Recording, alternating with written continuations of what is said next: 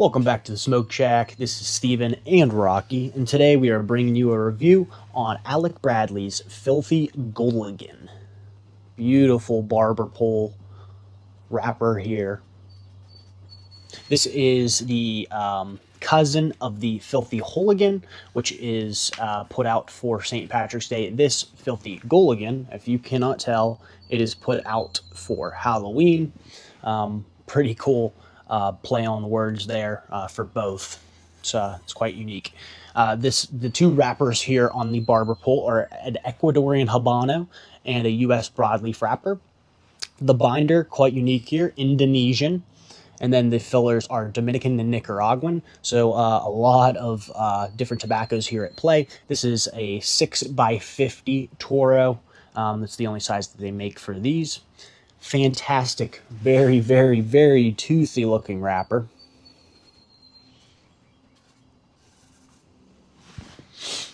There's just a lot of veins here, quite subtle there. I'm sure you couldn't catch them on the camera, but a lot of subtle veins here. It is a little bit bumpy in spots, I will say, but not too much. So the roll there is like a 4.5 out of 5. Just because of just a little bit of bumpiness. And in fact, the spring is a little soft in areas and a little too hard in areas, or a little too firm. So that might just be a half point there deduction. But really just a great looking wrapper here. The body is, the aromas here for the body are barnyard and slightly woody as well, like a pine.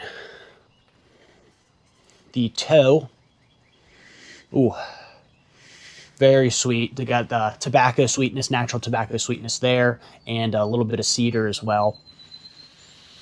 It's like aged cedar, but very, very sweet tobacco, natural tobacco sweetness there. Gonna go ahead and cut it. I forgot to mention here, it's a great looking double cap on top. I cut the cap, so won't be really able to see that, but really great double cap there on top, along with the wrapper. Again, that wrapper was done, rolled perfectly. That is just, whew, it's a good looking wrapper. All right, we're gonna go ahead and get this thing toasted.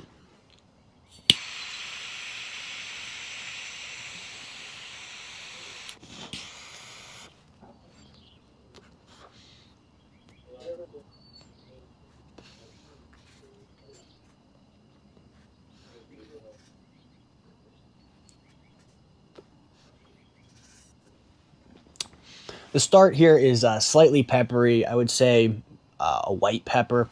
Very woody and earthy as well. Very, very light. I expected something a little bit more darker in flavor, but very light in flavor here so far. I'm going to go ahead and smoke this down. It seems like the char line already is starting to get a little wavy there. And then the draw here is also kind of tight, but it's smoking rather quickly. So I'm going to see how that progresses as well, but I'm going to go ahead and smoke this down till the end of the first third, and then I'm going to catch you back up with my thoughts here. Bringing you back in here, getting towards the end of the first third of this cigar. Flavor profile here is really nice so far. Get a lot of cedar there up front with some earthy tones and a raisin. Very sweet raisin, very nice. The subtle notes there in the background are an espresso and some molasses. Very interesting and unique. There is even a little bit of cappuccino cream in those subtle flavors, but it's really subtle. This cigar extremely smooth, very complex with all those flavors in the flavor profile, and very, very, very, very well balanced. I had a tough time at the beginning of the cigar really digesting what the notes were. It's just very, very well balanced. It's not a knock at all. The richness of flavor, though, or the flavor's intensity just was not as rich as I would like.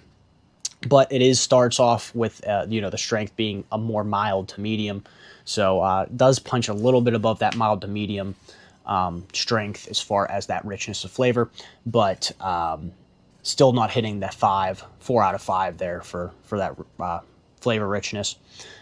Very solid ash though, and in fact it's very white, very good looking ash. The char line is slightly wavy. From the beginning we had a slightly wavy char line, and then it evened out, but now we've got a hole that is kind of opened up right there. That's just going to make this just slightly wavy. But the draw has started off a little tight, has become more closer to ideal now, but still just slightly tight. Going to go ahead and smoke this down to the halfway point and then catch you back up with my thoughts here on the second third. Bringing it back in at about the halfway point in the cigar, we lost Rocky, but we did pick up a lot of good flavors here. Some dark chocolate here in the main flavor profile here. Sweet raisin carries over from that first third. The espresso is a lot more pronounced here rather than the subtle flavor that it was in the first third. The cream also more pronounced here. I'm also getting a subtle taste of like something nutty, a nuttiness. And then there's also some oak in here as well. Very, very smooth, very, very complex. I think the flavor has taken a step up. It is now extremely rich here in flavor, but the balance is just slightly off. It's quite dry here in the second third. I think that oak and espresso working together with their more harsh characteristics are making it quite dry here in the second third. But that's the only real down part here as far as the flavor profile. Kicks up in strength to a medium here, slightly flaky on the ash as you can see, but the char line pretty even there. Nice ideal draw still throughout. I think it was a little tight there in the opening portion of the cigar, but it has loosened itself back up. Good white looking ash like I mentioned earlier, and then it has a lot of good teething on that ash. Hopefully the light catches that for you. Anyway, I'm going to go ahead and smoke this down into the final third and then catch you up with my final thoughts. Bringing it back in here on the final third of the cigar.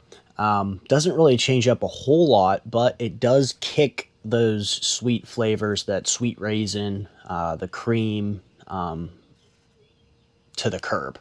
We get the oak here is the main flavor with some espresso and some dark chocolate as well. Then there's some subtle flavors of pecan and white pepper.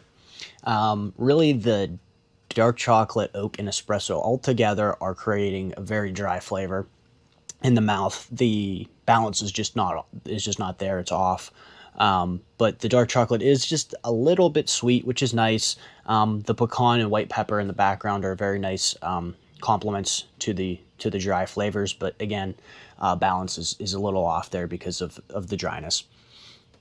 Very rich though in flavor, very complex still, and very, very smooth. Medium to full here in strength. It has kicked up here in the last third. The final third is been pretty even as far as the char line, maybe just slightly wavy there, but pretty solid ash there. Again, still very white ash, looks very good. The draw here is still ideal as well. As far as the overall cigar goes, or the flavor notes of the overall cigar goes, the finish was really, really nice here. Probably a 4 out of 5 for me. It just does not hit those top length or richness to be 5 out of 5, but it is really, really nice, and it's close, but it's not there just yet.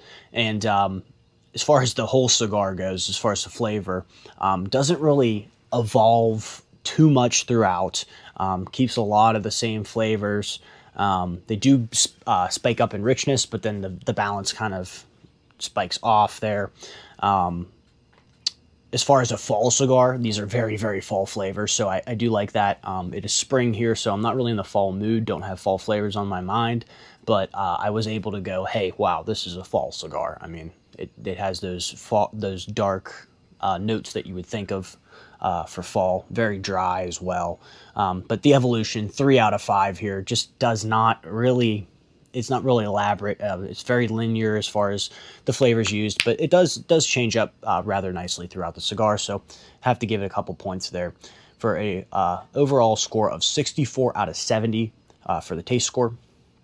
The pre-light here was a 9 out of 10.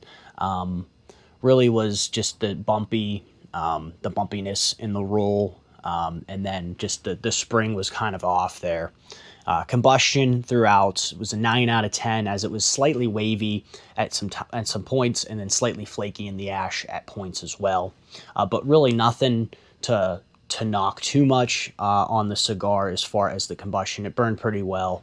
Nothing to touch up or anything throughout the cigar. Presentation, really love the presentation. I mean, it is gimmicky, it's unique, but I do like it. I like those kind of gimmicky, unique looking things. Definitely not elegant looking, but cool looking, especially it's right on theme with Halloween, which is what it was released for. Final score here of a 92 out of 100 for the cigar. Really great score here. And then these things MSRP for $14, giving us a price per point score of 1.52 here for the price per point score. Really a great cigar. That price per point score is a little high, but definitely would like to come back to the cigar as far as like a fall cigar. It really does have a great flavor in it. Again, the construction was great throughout, and I really love the look of the barber pole. Love the look of the little ghosts on the logo as well, and the box looks great. Just like the product all around, but I don't know, spending $14, all the time for these, I don't know. I probably want it, but if it's around Halloween or something, I'd probably pick up a box of these just to, maybe pass them out to some of the neighbors and enjoy all together. Anyway, if you like the video, drop a like, subscribe to the channel if you haven't already, and then comment down below if you've had this any of the filthy Ghooligan or filthy Ghooligan products from Alec Bradley in the past. We'll catch you next time here on the Smoke Shack.